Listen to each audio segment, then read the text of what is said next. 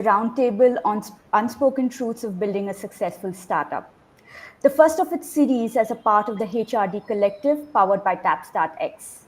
TapstartX is a digital first networking platform that brings together startups, investors, and enablers from India's business ecosystem. TapstartX today stands tall with a strong network of 5,000 plus entrepreneurs and partnerships with more than 35 investors in the ecosystem, enabling every entrepreneur along the way in diverse ways. TapstartX is not only operating a networking community, but also operates a marketing vertical that helps startups with hands on marketing solutions and ecosystem partners for growth at scale. A big shout out to Suranjika and Amrit at the helm of TapstartX for making this roundtable possible. The seed for this session was sowed when Jyoti from Stokast wanted to brainstorm about and talk about the challenges that entrepreneurs face. And this idea snowballed into a roundtable that I hope all of you will find insightful. Okay, let me start by introducing our speakers for today. We have Kumuda and Gargi from Stokast. Stokast is operating in the intersection of technology and human experience. Their focus is on empowering founders, HR professionals, and leadership teams through a range of services aimed at creating workplaces by crafting human experience solutions for companies who believe people are the core in early stage to mid-sized companies. So let's start with Kumuda. Kumuda has been in the people function for nearly 2 decades now. She's a full stack HR and ardent advocate of HR tech. Bringing the right balance of human factor and technology is the future of people function and the need of new age businesses, and is exactly what she is building in her new venture, Stokast Inc. In her career journey so far, Kumuda has worked with multiple startup founders and companies and supported them in building their teams, culture, and HR automations right from the start. She's innovative, creative, friendly, and jugaad for sure. And we've seen that multiple times during our practice sessions. Outside of her work, she's dedicated to practicing Bharatnatyam, loves to read books, and explore the world. Moving on to Gargi from Stokast. Gargi is a versatile professional with over 20 years of experience across industry sectors, building her career as a HR professional before moving into academia. Over the past few years, Gargi has been active as a trained psychologist and motivated by desire to making a greater impact on others. In her current role, she leverages her diverse background to provide a holistic, compassionate approach to emotional well being, lifestyle equilibrium, work life harmony, and empowering individuals to navigate challenges and achieve fulfillment. Today, with her venture in Stokast Inc., Gargi is dedicated to integrating human element with technology, driving innovation and people management for modern business landscapes. Beyond her professional endeavors, she's a passionate classical dancer and also shines as a digital creator, using her platform to promote mental well being for her growing online community. We now have Pompi from Bodhicitta, which may be translated as awakening mind or mind of enlightenment. Bodhicitta Consulting collaborates with corporates, NGOs, and government bodies to build strategies and policies that enable well being and thriving. Pompi is a psychologist and coach. She believes that everyone can thrive at work.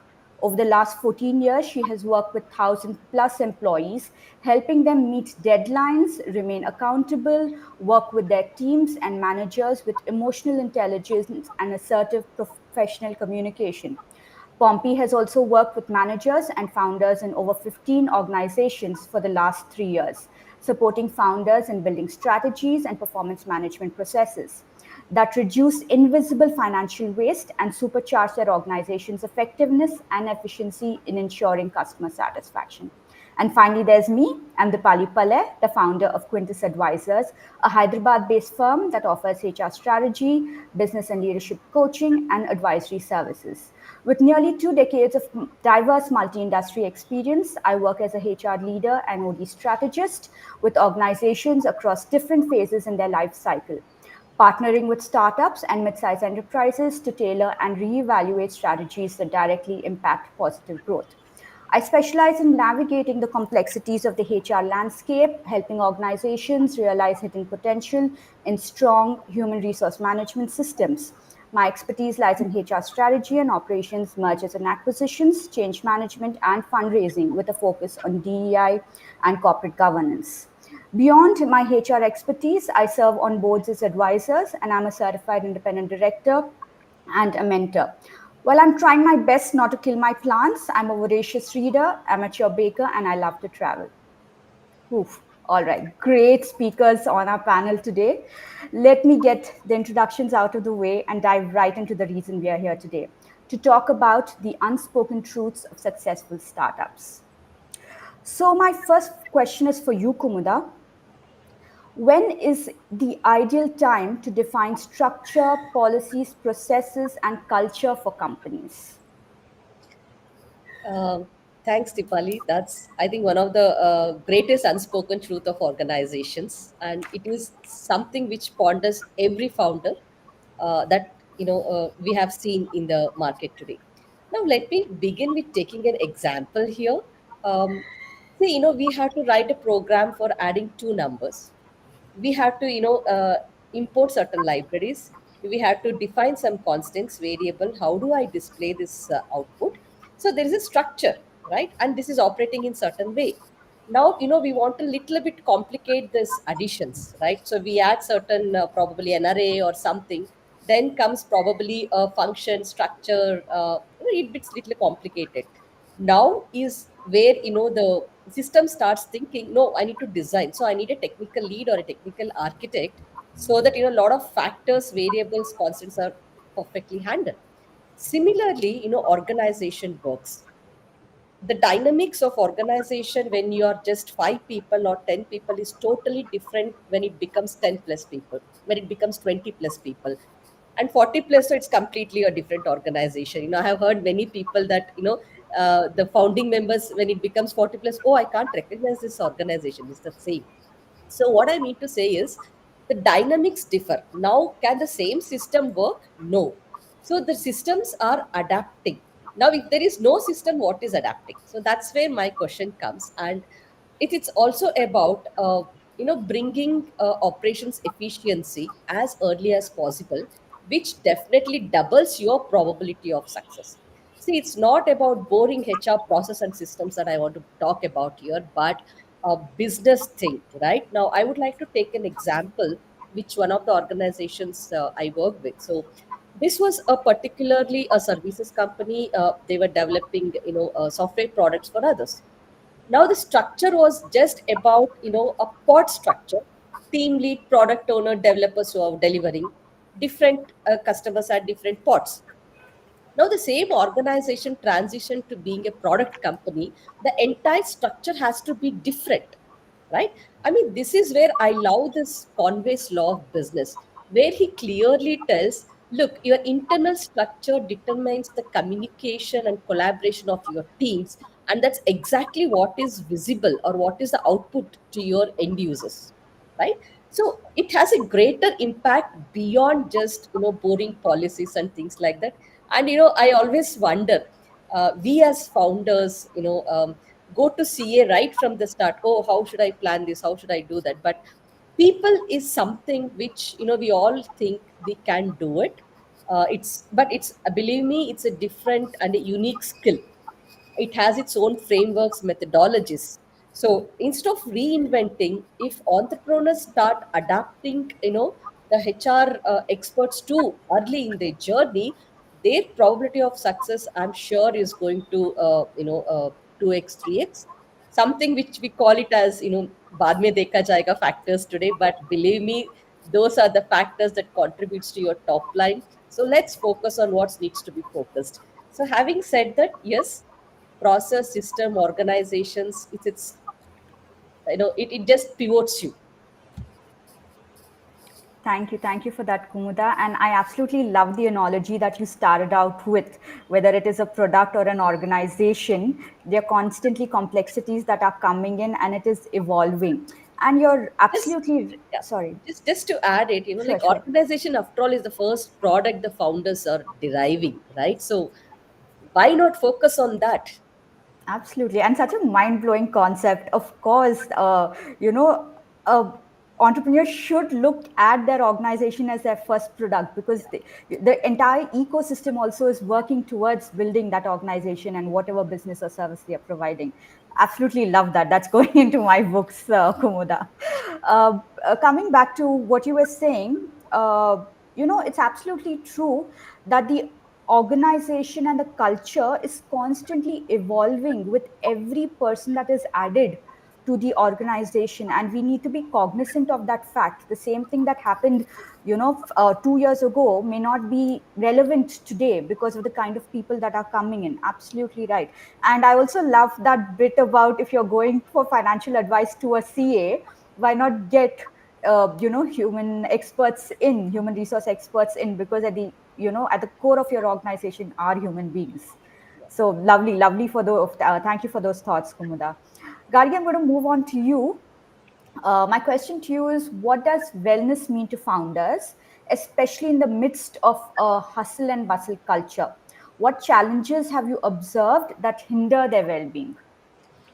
Thank you so much, Dipali, for bringing up this topic in the forum. As a psychologist, its subject is very close to my heart. The conversation around founders' wellness often remain unspoken, and mostly in Indian socio-cultural context, wellness is still a luxury. Talking about mental health is still a taboo. I have seen quite closely, the immense toll that the hustle culture can take on the mental and physical health. So I believe it's time to shift the narratives away from glorifying burnout towards a more balanced, sustainable approach to leadership and life. So imagine a founder is a marathon runner navigating a course with unexpected obstacles. The hustle culture encourages you to do a sprint, but no marathon is won by sprinting the entire way, right? So a client of mine on her wedding day, dressed in her attire, was frantically working through a business crisis, unsure of what is important for her at that moment. So this pictures actually highlights the immense pressure a founders often face, where the boundaries between the personal and the professional lives get blurred. We all know Zerodha's founder story. Like, even though being extremely physically fit, the real reason of his illness was stress, poor sleep, overwork, and various other emotional challenges. So he questioned how someone so fit could get affected, while the doctor replies that one needs to know when to shift the gear down a bit. Now, a plethora of data researches shows that without adopting wellness practices and healthy choices, the founders are at risk of burnout. At Stokast, we did a survey, a wellness survey between the founders of age range around 25 to 55, where 67% of them agreed that the meaning of wellness to them is holistic and integrative, which includes physical, emotional, social, relationship, and other aspects of health. Yet they failed to incorporate it to their personal life, mainly due to the relentless pressure of the hustle culture. Now, hustle culture initially is a dopamine rush, no doubt about that, but its long term effect on health and relationship is often overlooked. Stokast also did a detailed study which reveals that for founders and leaders, wellness fairly resonate with the ability to build a sustainable practice and habit, not just physically but mentally too. No, it's about maintaining the energy, focus, a sense of boundary, and resilience that are required to run the long term show. So, one shift in the new age wellness or well being approach is the focusing on energy management instead of time management. Now, rather than trying to cram as many hours as possible into work, leaders learn how their energy peaks and allow for proper rest and renewal. Another greatest challenge that hinders well being is the myth that burnout is a prerequisite for success. No. Hard work is mandatory, but you need not to deplete in the process. The sense of being on the edge constantly leads to a perpetual exhaustion. The inability to switch off from work or the cognitive disconnect leads to chronic stress, anxiety, a lot of mental health and physical health challenges, and eventually it affects your personal and professional life both. Now, real success is not about endless hustle and burnout. It's all about working alongside protecting your energy, emotion, cognition, relationship, aligning it with your personal values and your professional goal. For many founders, wellness feels like a luxury that comes after the success. But when in reality, it's just the very basic foundation that sustain your long-term success. It's not a luxury or a nice to have or just a calendar activity by the HR or should be adopted as a FOMO, but an essential foundation for sustainable growth, innovation, success. Thanks, Gargi. Such pearls of wisdom there. What especially resonated with me was a couple of things. Number one is wellness is basic. It's not a luxury, right? And it totally ties into your point that if, as a founder, you're not well, how are you going to run your organization? Right. And the next thing is burnout is not a prerequisite for success. Such a beautiful, important point. We need to stop glorifying burnout, stop glorifying the hustle culture, and use the resources that are around us so that we are well and we are able to move forward with our organization as well. And the other point that I really liked was your correlation of time management versus energy management. We need to make that mindset shift, to realize that both of them are very, very different, and they, pull us in different ways. So thank you so much for your answer, Gargi. Pompi, we've heard what Kumuda had to say and what Gargi had to say. So, my question to you in relation to what they've just said is how to build an aligned team that thrives. Thank you, Dipali, for that question. I'm absolutely floored with the discussions here so far. So many things piquing at my interest. But let me first start by defining what I mean by alignment. So, alignment is basically a process. It's not an end goal, it's not an outcome output. It's a process through which different people, systems, protocols, strategies, so basically different parts can be brought together to form an integrated and a wholesome organization. At different points of my career, me as an employee, as a manager, as a director, I have experienced misalignment myself. In working with my clients over the past 11 years, I realized I have worked with some 1100 people who have addressed, at least in one session in their work with me, the impact they are experiencing because of workplace misalignment. And I think these insights from psychologists, coaches, are extremely important for founders to know so that they get to learn what they are not getting to learn in their daily work. Now, this process of building the alignment has to be consciously designed. Why do I say that? That brings me to the first unacknowledged, unspoken truth. In India's specific socio-economic and historical context, our political history, building a startup is the most rebellious act of courage. Your mind works in ways that other people's don't. You notice the problems that need fixing and you are trying to fix it. You are here today because you are different. And therefore, the key to making your vision come true, it lies in building multi-stakeholder alignment with your vision. If others don't know what your future vision is, they can't take the action to help you get there. Let me first address how misalignment shows up in the organization so that it makes some sense, practically, what I'm talking about. The first thing you would notice when your organization is misaligned is a huge amount of resource drain. You're going to lose money in hiring wrong people, trying to work with them, trying to help them perform, feeling very helpless and stuck, and then firing them. And the entire circle starts all over again with the new employee that you onboard. You're spending time in training up this person, orienting this person. You're losing time. Your manager's patience, your manager's energy is being drained when they're caught in conflict trying to work with an employee whose skill sets does not resonate with the role. Second issue, productivity loss.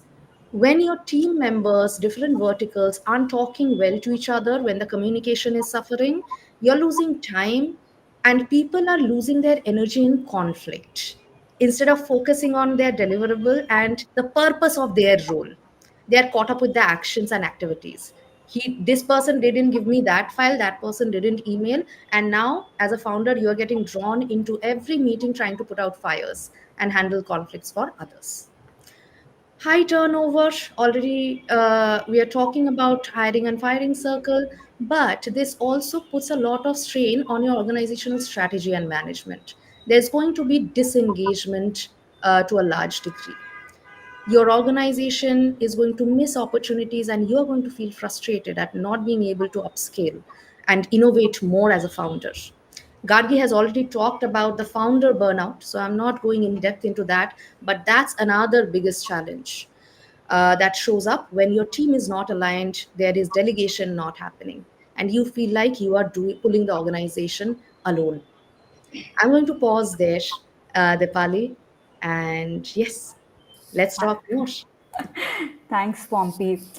What I really love about what we've been talking right now is I think this is the first time I'm hearing the socio-economic and cultural impact that has on entrepreneurs, especially in India, because we are so backed and we are so focused on our society, our family, and that ecosystem as well. So that's a beautiful point. I don't think many of us even realize that's also impacting us, right? uh, a couple of things that stood out for me, Pompey, while you were talking, is that alignment is a process. And like Kumuda had mentioned earlier, we are constantly evolving. So we cannot say that, okay, this is how the team is and this is how it's going to continue to be for the next however number of years, right? So that is number one. Number two is it needs to be consciously designed. If we just throw things out there, we are just shooting in the dark. It may work, it may not work.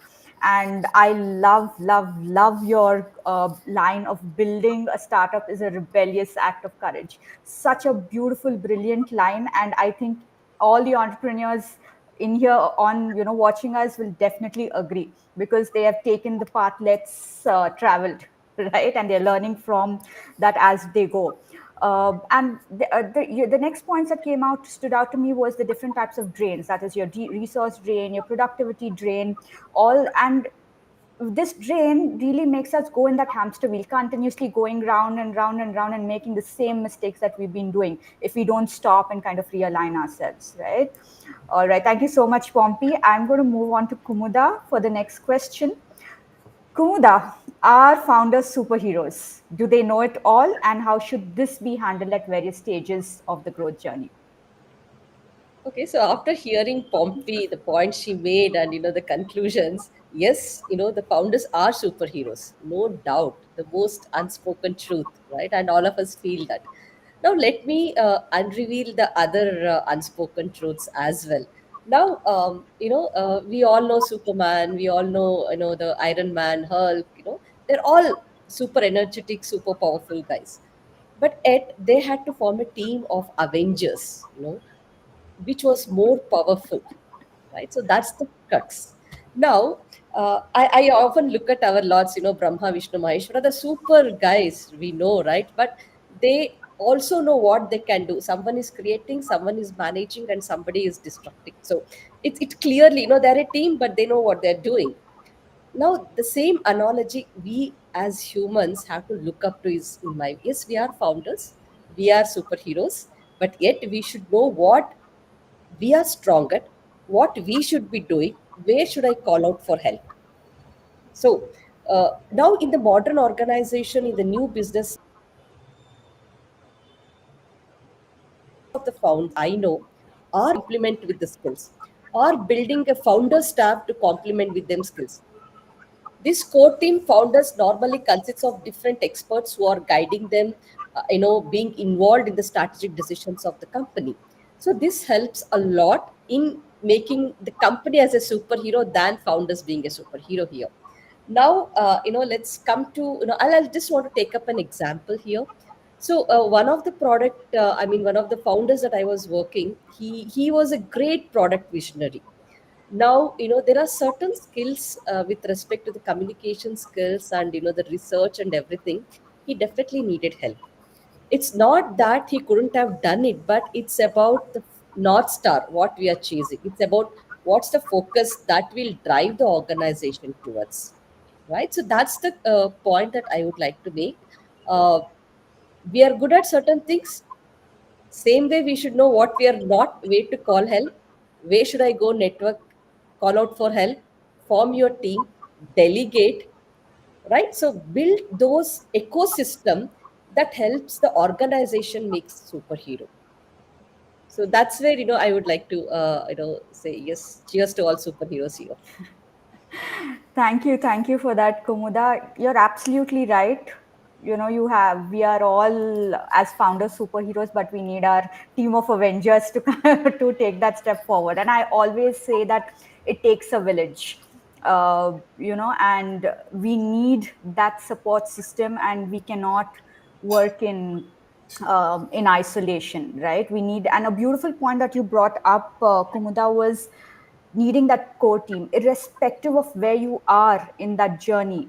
Okay, you need, because we all as human beings have certain uh, strong points, certain strengths, Yes. but we also need advisors to help us take that forward, irrespective of whether you're in ideation, you're growing, you're at funding, whatever it is. We need those board of advisors, This to was to follow another us through. point, Dipali. So some of the investors, when I was talking to them, they made it a point very direct.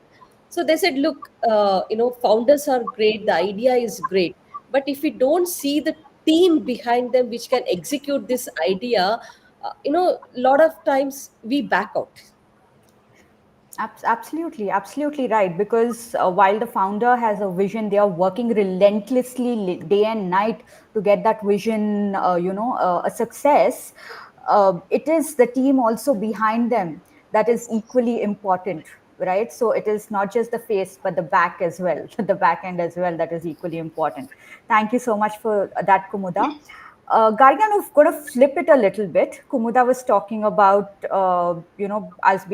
founders being superheroes or not. I'm going to ask you this question. Is leadership lonely? Growth is painful. So how do founders navigate this space? Oh, thank you so much, Dipali, for yet another beautiful question.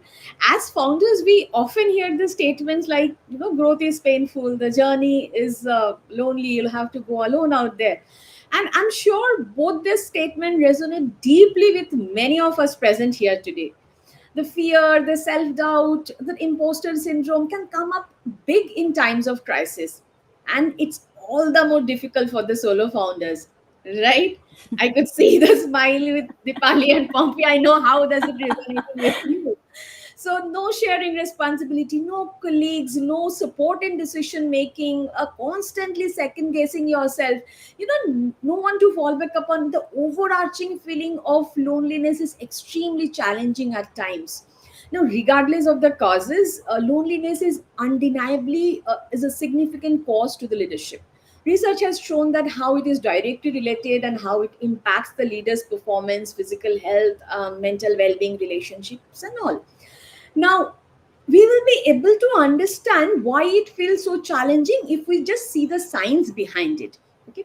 As human beings, we cannot exist in isolation. One of our fundamental needs for survival is the connection with others.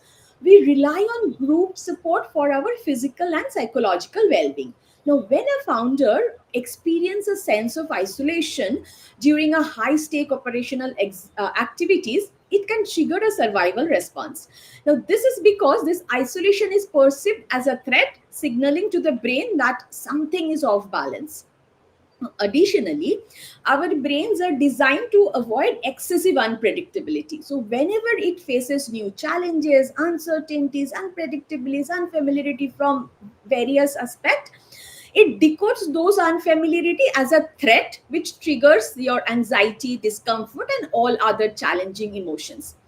Now that we know it's not just a sign of weakness or my inability or one is muddled in the head, it's just the basic need of survival and functioning which is not being met, and that's why I am facing all these challenges.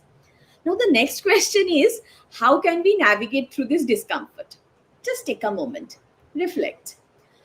you know Now you know that it's not my inability or weakness. I am facing these uncomfortable emotions because my basic need of functioning is survival is not being met. How are you feeling now? A bit relieved, hopeful. You're probably thinking, oh, let me reconnect. I'm just isolated from my tribe. And just like that, you have already begun to move forward. Normalizing open discussion about the psychological toll of leadership, self doubt, delegation, trust building is essential during the growth phase. Recognizing that the need for support is not a weakness, recognizing the need for support through mentors, coaches, therapists, it's a true recognition of your potential and capacity. And trust me, this is a real game changer. Another effective way to handle the challenges of growth is to seek community support to overcome the loneliness or the isolation and build a sense of belonging. A peer group support or a founders community is a safe space where leaders come together to share leadership experiences, challenges, fears, and their insight. As we are wired to need a tribe, to be a part of ecosystem and need a village, as Dipali rightly said, like being a part of focused interest group can make one feel engaged and energized. It contributes to the growth in a less chaotic way with an available repository of predictable challenges and probable solutions. Now, a founder has to be an individual contributor, we all know that. But it need not to be an isolation, but in a collaborative environment. In fact, TapstartX is doing a remarkable work supporting founders by creating a platform and a safe space, a non-threatening and non-judgmental space where founder can come together, share their challenges, and seek support. It really transformed the entrepreneurial journey, fostering collaboration, connection, and growth. Uh, I would just like to conclude saying that, when founders prioritizing their mental well-being and take conscious efforts towards them, it enhances their cognitive flexibility, which is very pivotal in leadership. Now, seeking support leads to a greater emotional resilience, enabling leaders to navigate through the challenges and move forward with a great growth mindset. There is a difference between being alone and feeling lonely. At top, you choose to be alone, need not to feel lonely. Right? As Kumuda rightly said, Superman is Superman, but the might and the power and the energy of Avenger is a next level, right? Thank you. Thanks, Gargi. You're absolutely right. Being lonely doesn't need to translate to feeling alone, right?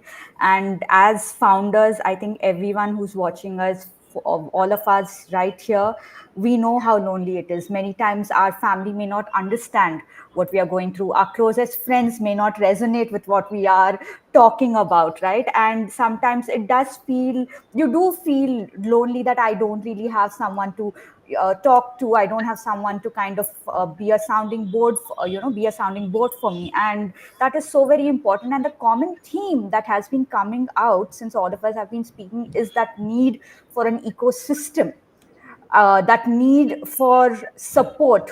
We can be superheroes, but we need that support to for a long term sustainable growth of ourselves as human beings and for our organizations as well, right?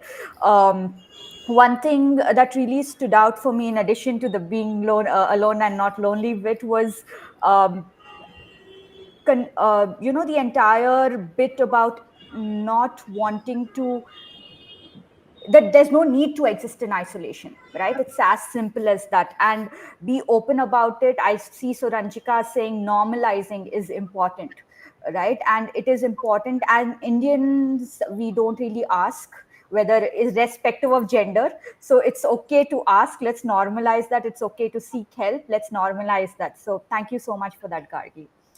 Pompey, my next question to you is something I've never seen before. How do you reduce points of waste while building your organization? What does this waste mean, Pompey? So, this waste I'm talking about, all the ways that misalignment is showing up in your organization that I was talking about, you're losing money, losing time, losing people and talent, losing productivity. And all of these, some of this will reflect in your balance sheet in terms of financial loss, but a large part of it will reflect in your team as tension and anxiety and you feeling stuck. Now, in terms of how do you understand these points of waste, there are 4 points of waste. And there are very concrete steps that a founder can take to ensure that their organization is aligned and the waste happening is minimal. Actually, let me also point this out. In every organization, there is going to be some amount of waste. That's not necessarily unhealthy. It gets unhealthy when the waste, the tension becomes a barrier in your path of success, in your path of functioning well.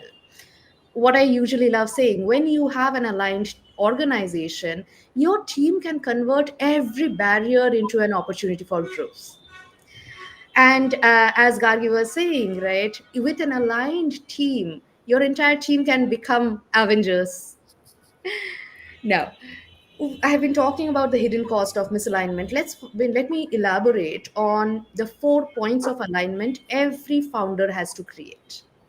The first alignment that a founder would have to create is in the space of energy. Your organization needs physical energy of every member, but also emotional and mental energy as an organization. And this organizational energy is always going to be more than the sum of everyone's energy put together.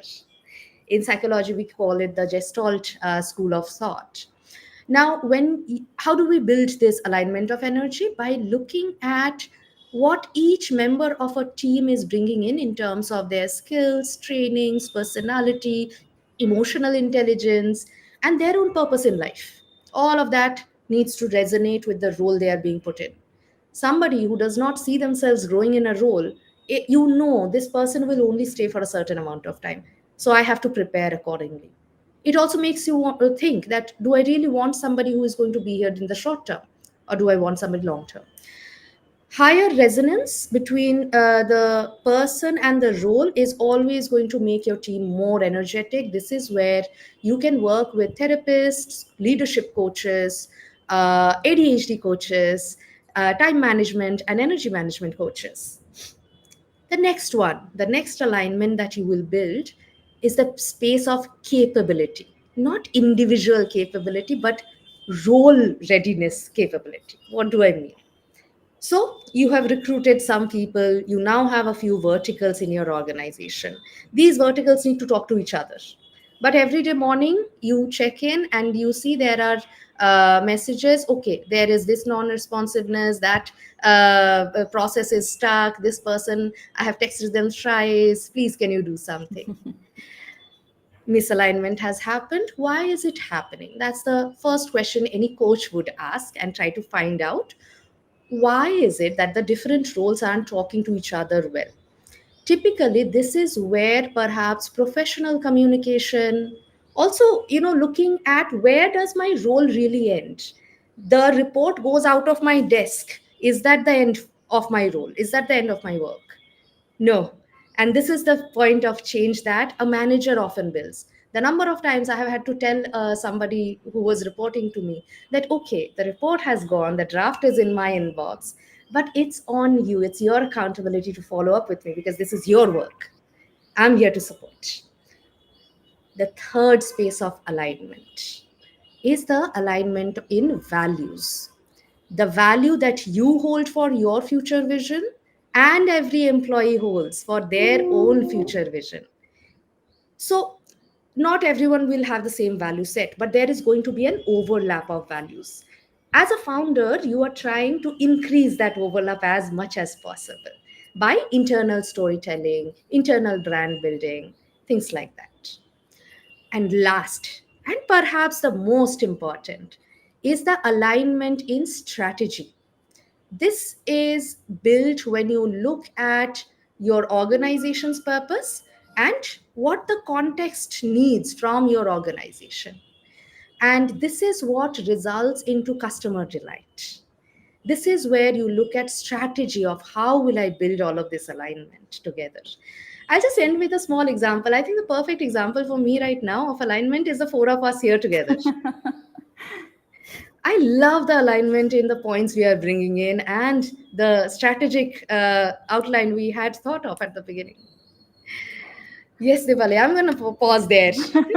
Thank you, Pompey, for that. And so true, right? And each of these alignments that you spoke about is bang on point, whether it is resonance and dissonance, whether it is value alignment. Value alignment is very, very important, especially when you're growing your team, right? If you're not, a person may have skills, but if they are not aligned to you, your vision, your values, as a company and as an individual, right? It's not going to work. It maybe in the short run it will, but in the longer run there will be dissonance and, like you rightly pointed out, waste, right? And then the strategic alignment that you were talking about also is very, very important. We cannot, as founders, look at, um, like Kumuda had mentioned, baad mein dekhenge, right? That cannot happen. We need to remember that what we do today, the seeds that we sow today, will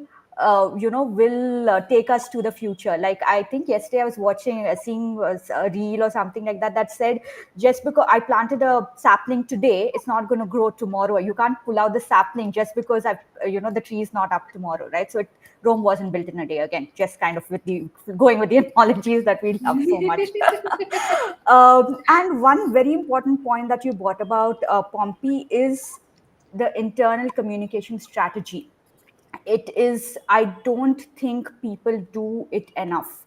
Communication is so important, because without communication everything is right here. It is not going to the other person, and the more open, the more communicative you are, your team will understand you better, they will respect you better, right? So thank you so much for that, Pompey. You're on mute, Pompey. Oh, I love when I do that. Yes. So I love the way you summarize things, Dipali. Let me come to you with a question, actually. In all of this alignment building, one thing I haven't touched upon is taking decisions. In this, as a founder is building their startup, I think it's important to make quick decisions, right? What would you say is the difference between dynamic decision making and reactive or indecisive choice making? And how would it impact their business? This is such a pertinent question, Pompey, and thank you for raising this. I see this happen almost day in and day out with a majority of my clients that I either coach or advise. And it's not just them, right? Even we at the round table, I'm sure, have been prey to this as well. As founders, we are constantly juggling the need for agility with that fear of making impulsive decisions. It's definitely a tightrope walk where the line between decisive action and knee jerk reactions can easily blur. We are often also plagued with that internal struggle. Do I move quickly and risk a misstep, or do I hesitate and potentially miss an opportunity? And I remember Amrit from TapstartX, when we were talking, he said how often he's plagued by the question, is this an opportunity or distraction? And this seesaw, this tension can be paralyzing, and it impacts our ability to steer the ship effectively. And sometimes the struggle even manifests in changing our mind.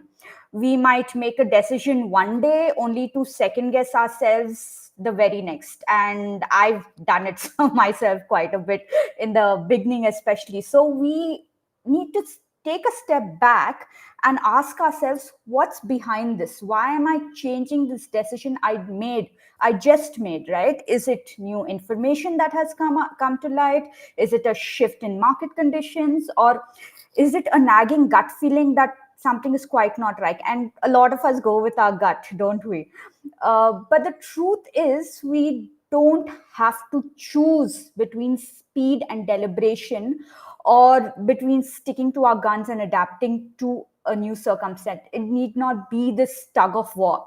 The key lies in finding the right balance, and this happens when we create a decision making framework that works for us personally. It can be personally, it can be as an organization. And when we create a structured process that allows us to gather crucial information, evaluate options, even when time of the essence, this will help us impartially and objectively assess decisions that we want to change.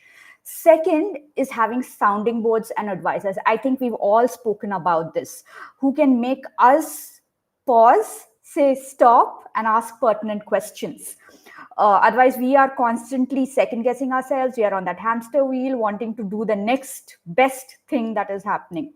Third is openly communicating our decisions and the rationale behind them, because this truly fosters trust and alignment within the team to get them on board. Because if your team is not on board with you, it's just going to be a tick box exercise with no accountability or passion behind it, right? Fourth is it's crucial to, as much as possible, I'm going to put that disclaimer out there, to leverage data and analytics wherever we can to make more informed choices based on objective insights and not just gut feelings. Because gut feelings sometimes also come from a place of bias. Else you will we what will happen is we will end up with a team or stakeholders who don't really take you seriously because they believe you will change the script the very next day. And Pompey, this adds to your point of waste of time, waste of energy, and misalignment of that entire value and goal that we are looking towards. Finally, self-awareness is our greatest asset, right? Understanding our own tendencies as human beings to be impulsive or indecisive will enable us to make the necessary adjustments and seek the support we need. And this kind of ties into our conversation about ecosystems that Kumuda and Gargi were also talking about. But to sum it all up, by embracing this holistic approach, we can overcome that internal struggle of decisive action versus impulsive choices, and we can create a decision-making culture that is both agile and deliberate, and data-driven and insightful. So that's my response to your question, Pompey. I love that. I love that. Thank you, Dipali. All right, now this has been such a fascinating discussion. I'm absolutely loving the unique data driven perspectives from each of you, the socio-economic impact, and also the importance of human psychology and our need to understand it as solopreneurs and entrepreneurs that we face, that we've discussed so far. But what I'd like to do now is I'd like to pause for a bit and move on to questions from the audience that we have already received. And if anybody else wants to kind of put in their questions, happy to do so. We are open for Q&A at the moment. All right. So moving on to questions. Kumuda, this question is for you.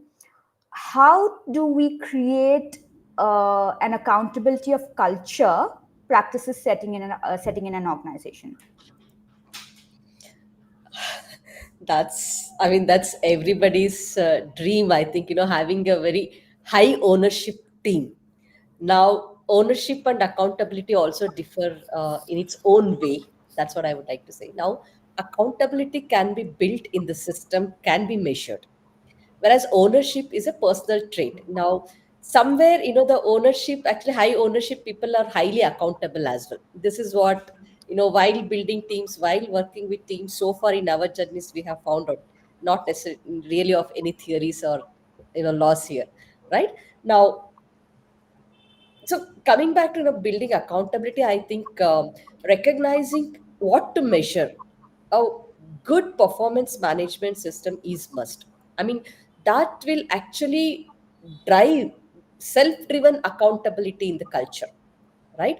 Now, that's what I propose, that you have your organization level goals visible, defined, visible every day to the people, leaders talking about it, leaders showing up, look, I am accountable here, I'm accountable to generate revenues, I'm accountable to bringing customers, I'm accountable to the team.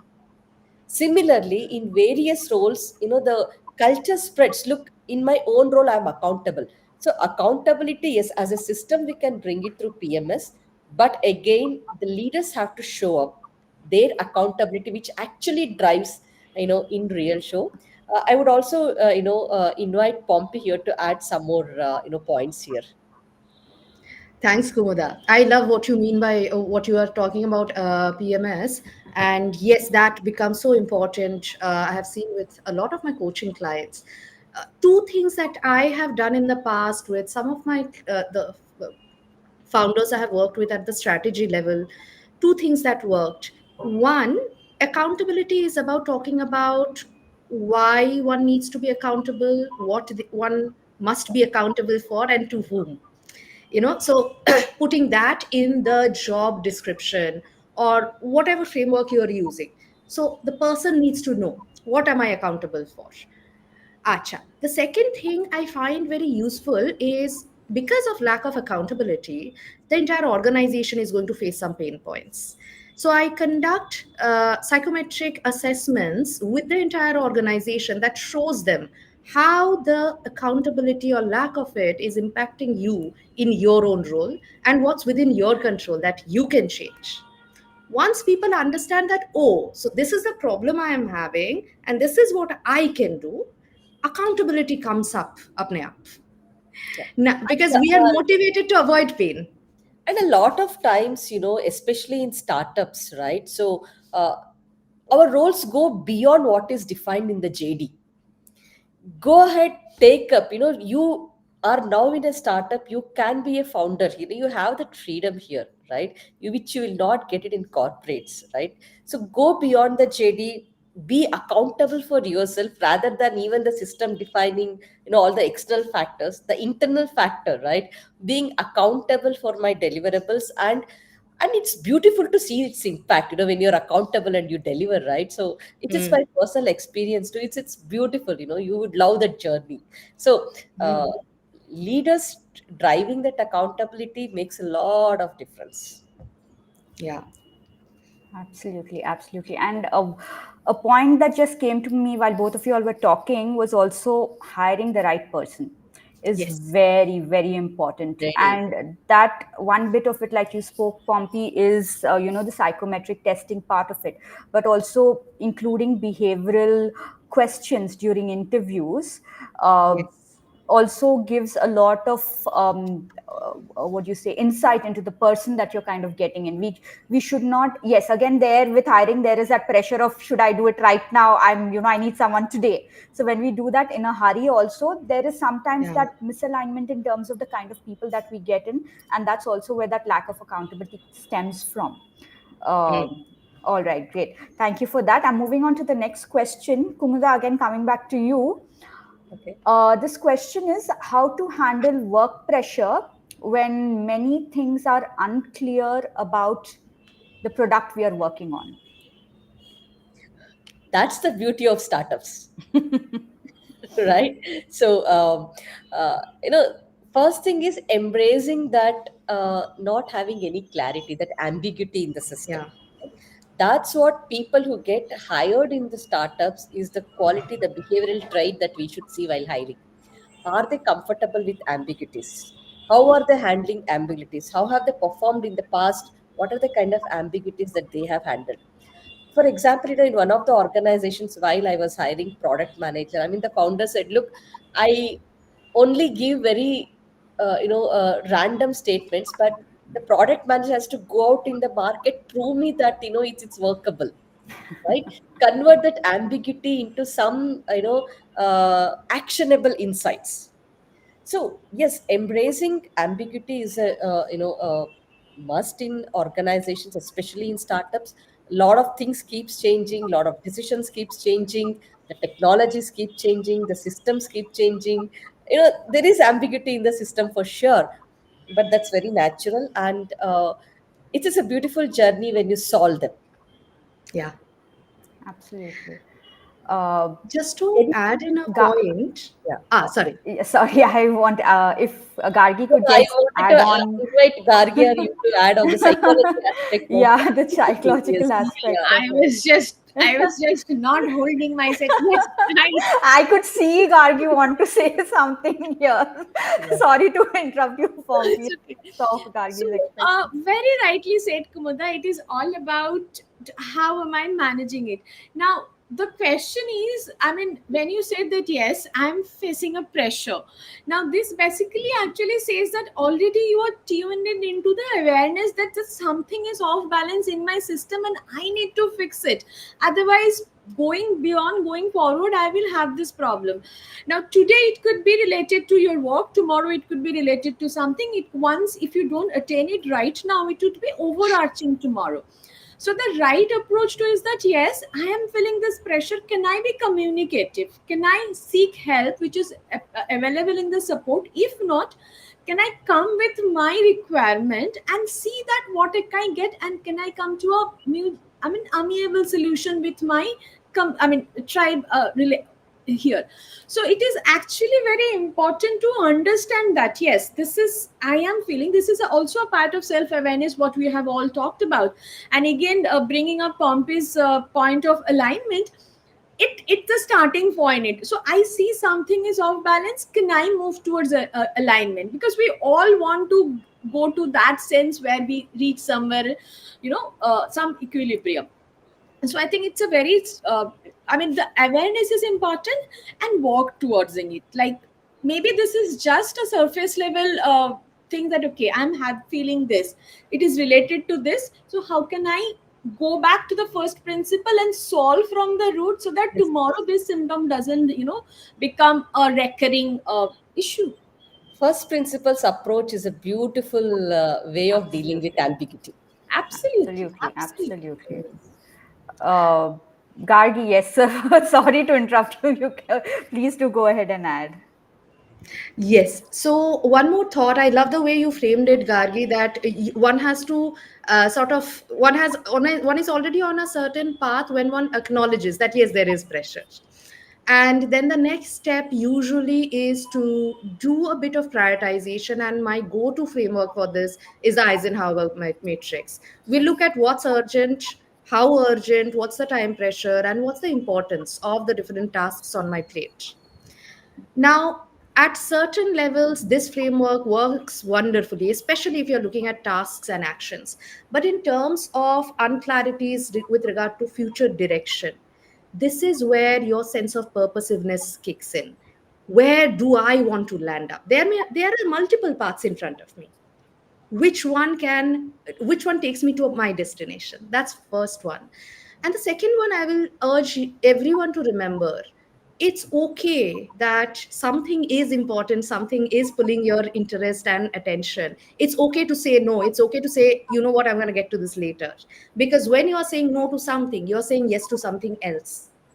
And we focus on that. What am I saying yes to? What do I need to say yes to get to my destination? I'm going to pause here there. Thanks, Pompi. I love the way that the three of you all broke down the question. Kumuda, you started by addressing the ambiguity that they spoke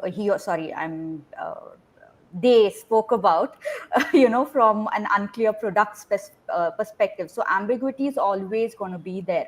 It is about how you, Pompi and Gargi, spoke about the work pressure and how to deal with it, right? The and again, here, this is where mental well-being is so very important. Knowing awareness is the first point, like you said, right? And the second thing is, how do I correct? I know that I'm having work pressure. What do I do to reduce it? Because the product bit is just one aspect of it. Today is the product, tomorrow it'll be something else, right? That work pressure is inherent, it will continue. So what do I do to reduce that work pressure, or that feeling of anxiety that typically comes with it, is equally important. So to the person whose question this was, if you're listening to us, I hope this answer was helpful to you. I'm going I to think move on to one the of the next. Sorry. other points that you mentioned about data and analytics in Mhm. ambiguous environments, even that plays a very crucial role. Data and analytics, that very it gives you some clarity looking at the data. Yeah, Absolutely. I just want to add a bit out here. I have mentioned about predictable challenges. So it help you on this, right? And what will be the probable solution? Automatically your anxiety gets resolved here. When you see there is a roadmap. Absolutely. Absolutely. All right. The final question that we're going to take, only because in the interest of time, is some communication strategies with co-founder that you have only recently started working with.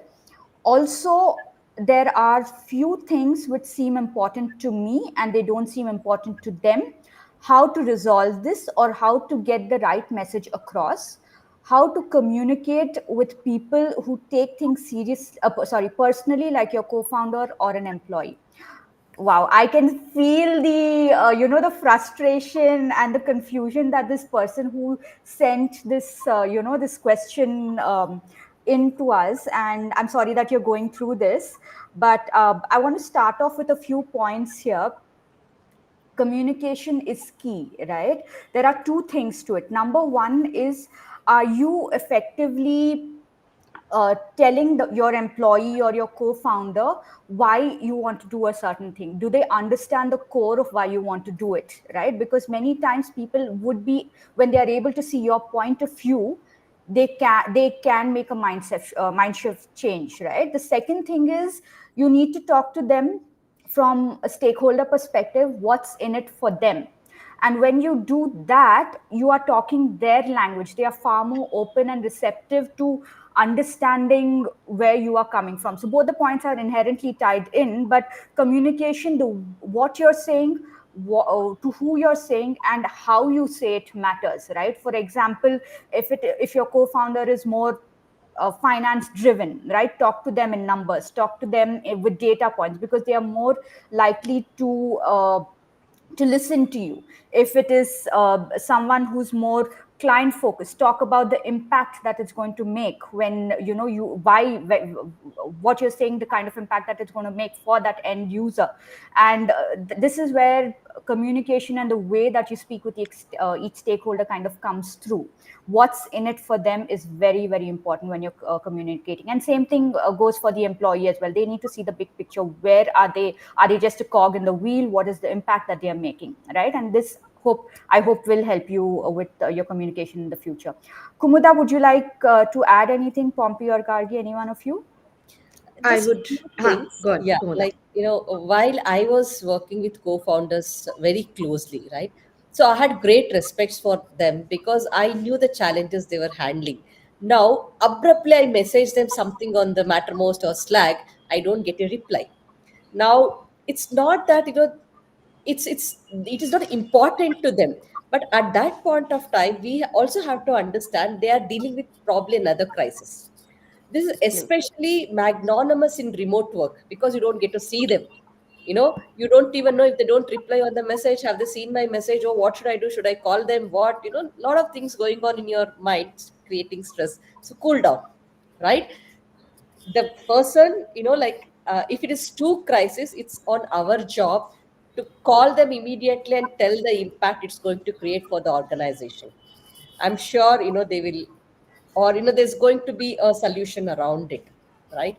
So that's very important. And another beautiful example, like my mentor always used to say, uh, look, shooting a mail is not that the work is done, right? Until unless the mail, whatever we have written, is concluded, it's not done. And whoever shoots the mail, it's their responsibility to get the response and solve it. It's not on the other side of the table, right? So it's good to, like you mentioned, Dipali, open communication and understanding the empathy, what we say, right? Like what the other person is going through the crisis, acting accordingly. One of the unspoken rules that me and my co-founder had in my previous organization was, Subha 8 baje to we will catch up for whatever it is. If we didn't catch up the previous day on whatever matters, and we are going to solve it. So we can make certain rules which works for us.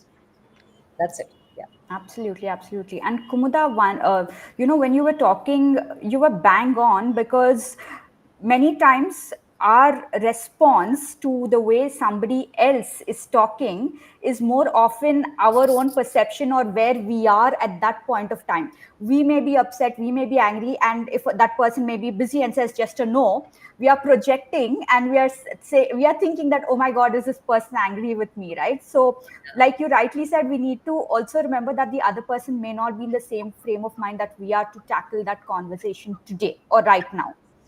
Absolutely right. Pompey, you wanted to say something. Um, Sorry, Dipali, what did you say last? I missed that. You wanted to say something when Kumuda Yes, started. You were yes, also yes, yes, saying yes, yes. something. So two examples came to my mind. This has happened to me so many times that I have said something and my meaning was in one way, the other person heard it and felt very criticized. This particularly tended to happen when I was in a managerial position and handling people with diverse talents and mindsets. And I remember when I started clarifying before giving a feedback, two things. A, where am I coming from in terms of the feedback that I'm going to give? What is making me give that? What are my expectations? So, being very authentic and clear and empathetic, meeting them where the person is and making it very clear by saying, this feedback I'm sharing, these thoughts, it's about this piece of document. It's not about you. And it's so important to clarify that because a lot of us, we have grown up hearing a lot of criticism and we have developed a certain coping strategy against it. Just because I have come into an organization and the founder has done everything to build psychological safety does not mean I will be able to feel safe until I hear it out loud. The second thing that I have found works wonderfully well is a three-way coaching conversation with a coach, the manager, and the employee, or two co founders. This helps people to sort of look at the barriers posed by different communication styles. Seek help, please. There are loads of resources on to help you with this. I'm really sorry. I know this is must be very draining on whoever the person who has posed this question. Absolutely. You're absolutely right, Pompi. I do see that in my coaching sessions as well. Those aha moments that Yeah. both the co-founders are like, oh, I didn't even realize this is happening, right? So that sense of awareness that it brings is absolutely amazing. Something that you just mentioned, it's snap. It's kind of I'm missing it. All right, I'll go to Gargi if you have any response while I'm thinking about what I missed. What Pompi said. Yeah, because I think we are all resonating with, and we could really feel from where the the person who has sent it's coming out from, because we all face it.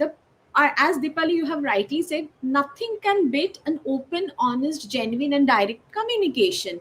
Nothing. There's nothing called read between the lines or something like that. But and always we one of the things where we make mistakes while having any conversation, like we try to think from somebody else's perspective, like we get into somebody said, oh my god, what he or she will be thinking.